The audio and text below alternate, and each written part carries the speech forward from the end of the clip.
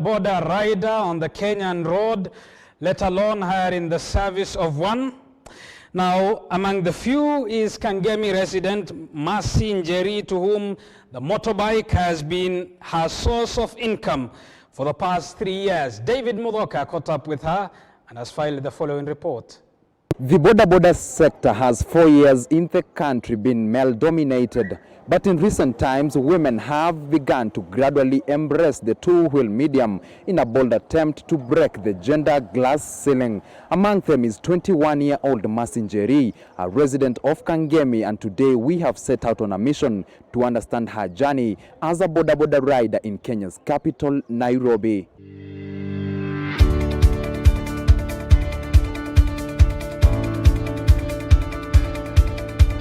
At the crack of dawn, 21-year-old bodaboda rider Mercy Njeri is raring to join other residents here in Kangemi ahead of another day of hustle and bustle in Kenya's capital, Nairobi. She is not your ordinary woman. She has ventured into a sector that has for years been socially out of bounds to women.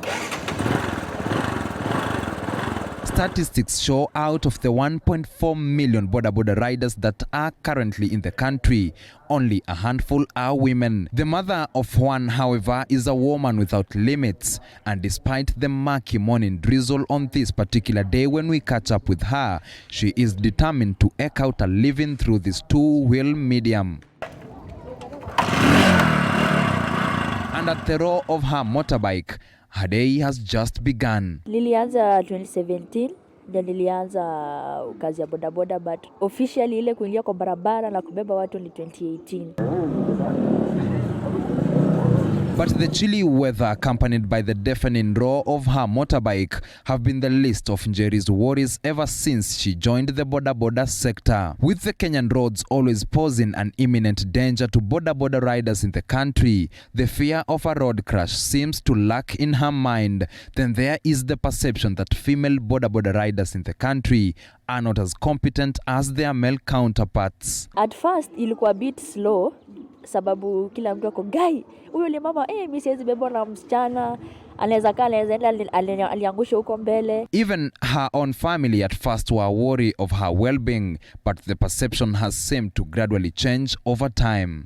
At first I wasn't for the idea hata kabisa because hata akikuja niambia na nibeba nilikuwa namrudisha, namwambia hapana, mimi ndiye nitafutie mbaba. Nilikuwa nasikia tu watu wakisema kwamba yeye huwa anaendesha pikipiki, lakini ile tu ni sikushtuka.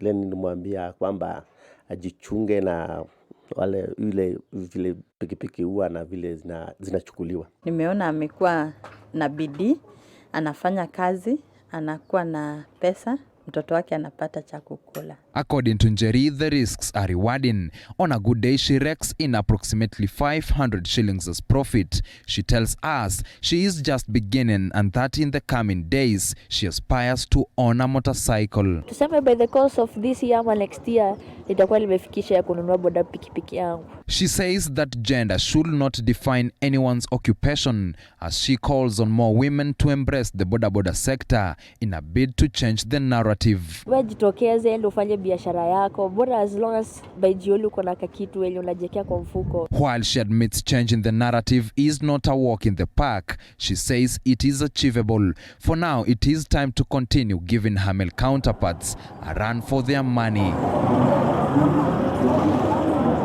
David Mudoka, TV47, Nairobi.